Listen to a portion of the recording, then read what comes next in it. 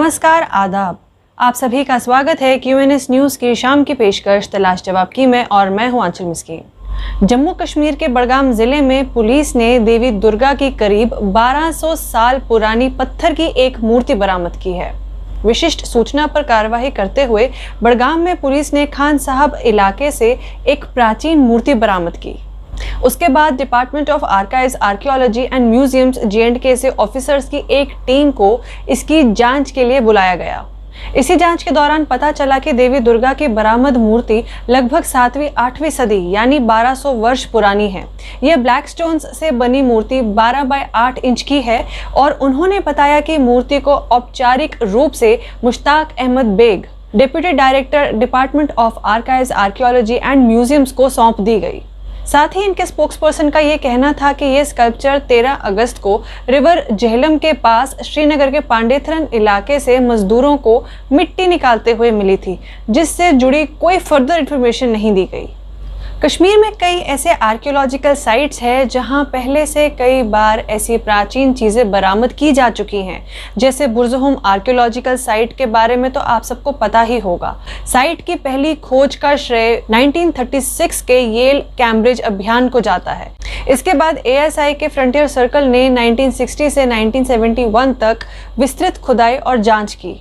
वहां मिले चीनी मिट्टी के बर्तनों, धातु के बर्तनों, हड्डियों और पत्थर के औजारों की खोज से नियोलिथिक से लेके मोनोलिथिक पीरियड तक के वहां संकेत मिलते हैं। कुत्तों और बकरियों के पालतू जानवरों के रूप में पाले जाने और चूना पत्थर से ढके गड्ढे में दफन होने जैसी खोजों को इंडस वैली सिविलाइजेशन से कंपेयर किया जाता है।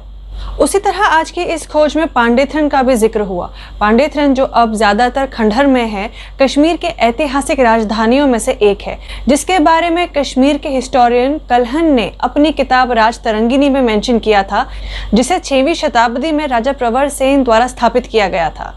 इस प्रकार इसका नाम पुराण दिष्ठान या पुराने शहर से निकला है। वहीं अनंतनाग से पांपोर तक झेलम घाटी में ASI द्वारा बाद की जांच में बेगागुंड, गुफक्राल, हरिपरी गोम, जयदेवी उदर, अलचीबाग, पंपोर, पंजगोम, सोमबुर और थजवुर सहित 9 स्थलों पर नवपाषाण अवशेषों यानी नियोलिथिक रिमेन्स की खोज की गई।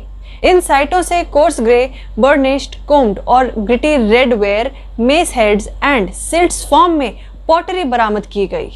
इसी तरह कई ऐसी जगहें मार्क की गई जहां से पौराणिक संस्कृति के अवशेषों से पता चला कि कई हजार साल पहले कश्मीर की संस्कृति कैसी थी, इतिहास कैसा था और लोगों का लाइफस्टाइल कैसा था। इस पर डीप चर्चा करने चलेंगे तो ये फिर इतिहास की गलियों की और अलग ही मोड़ ले लेगा। पर यहाँ ऐसे एक्सकवेशंस से, ऐसी फाइंडिंग्स से आर्कियोलॉजिस्ट्स और इतिहासकारों को और बूस्ट मिलता है उस इलाके को फर्दर और डीपली स्टडी करने का। इस तरह जम्मू में भी कई जगहों से इस तरह के अवशेष बरामद किए गए हैं जो इतिहास से जुड़ी कहानियों को प्रूव करती हैं। हिस्ट्री, आर्कियोलॉजी इटसेल्फ एक बहुत ही इंटरेस्टिंग सब्जेक्ट है। इससे हमें हमारे पूर्वजों के रहन सहन, कल्चर एटसेट्रा का पता लगता है और इसकी मदद से हम प्रेजेंट टाइम के चेंजेस को कंपेयर कर सकते हैं।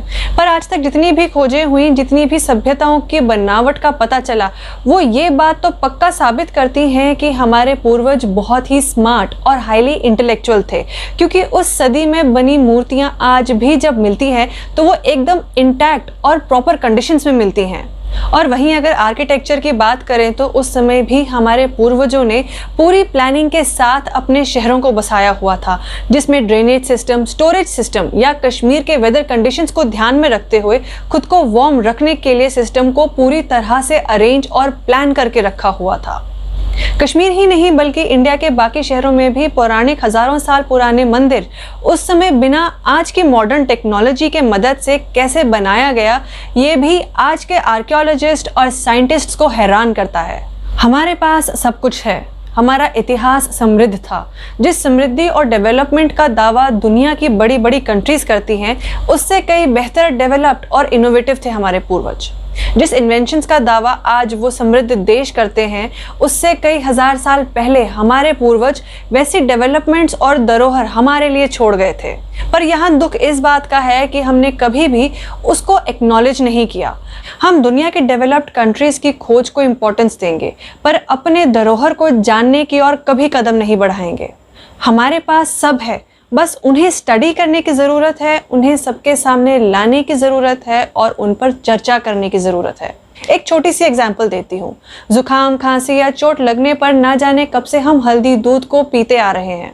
ये हम भी जानते हैं कि इंडिया को इंग्लिश ईस्ट इंडिया कंपनी ने टेक ओवर मसालों के बिजनेस को जरिया बनाकर ही किया था। अब इसी हल्दी दूध को ही ले लीजिए। यही हल्दी दूध एक जाना माना बड़ा coffee house as turmeric latte के नाम से बेच रहा है। सोचिए, हम टर्मरिक लाटे के एक कप पर ना जाने कितने पैसे फूकाएंगे, पर अपने हल्दी दूध से चढ़ाएंगे और ना जाने क्या क्या कहेंगे। इनफैक्ट अगर आप सभी को याद होगा कि कुछ सालों पहले यूएस इसी हल्दी को, इसी टर्मरिक को पेटेंट करने चला था। तब भारत ने अमेरिकी पेटेंट और ट्रेडमार्क कार्यालय को घाव भरने के लिए पाउडर हल्दी के प्रयोग पर यूएसए में रिसर्चर्स को कुछ साल पहले दिए गए इस विवादास्पद पेटेंट को रद्द करने के लिए मजबूर किया था। इसी के बाद पीटीओ ने India council of scientific and industrial research यानी CSIR के साथ 1 साल की कानूनी लड़ाई के बाद पेटेंट वापस लिया, जिसमें तर्क दिया गया था कि हल्दी एक नेटिव इंडियन प्लांट है जिसे सदियों से घाव भरने के लिए अपने लोग द्वारा इस्तेमाल किया जा रहा था और इसीलिए इस पेटेंट में आवश्यक नवीनता यानी नोवेल्टी मानदंड का अभाव था। उम्मीद है दोस्तों आप भी हमारी आज की पेशकश के बाद अपने इतिहास के पन्नों को खंगालेंगे और जानने की कोशिश करेंगे कि आखिरकार आपका इतिहास कैसा था। तो इसी के साथ आप सभी मुझे यानी आंचल मिस्कीन को दीजिए इजाज़त और आप बाकी खबरों के लिए बने रहिए QNS न्यूज़ के साथ। नमस्कार।